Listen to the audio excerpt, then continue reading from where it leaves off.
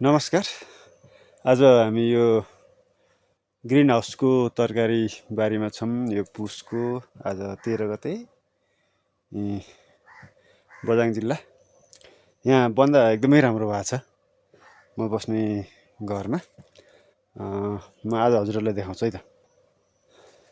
यस्तो राम्रो फले छ बन्दा बनेको। चिसो मौसम छ, चिसो मौसममा पनि यस्तो बनेको छ, हेर्न सक्नुहुन्छ।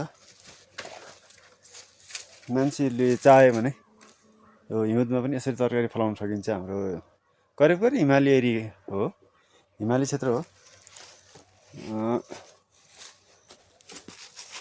यस्तो छ बन्दा, एकदम अर्ग्यानिक हो, आफै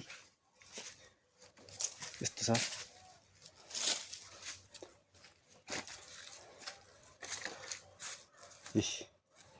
बन्दा बस्ने घरमा सिस्टम नै छ, यस्तो राम्रो छ। हेरौँ हेरौँ लाग्ने खालको तरकारी। हरियो साग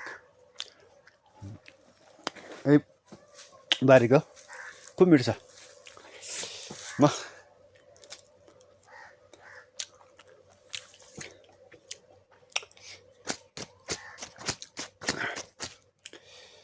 वाह,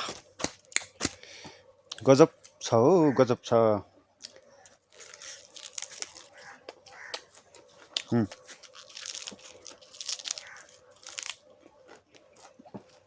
घाँस खाएर नभन्नु होला, हरियो साग हो, खानुपर्छ।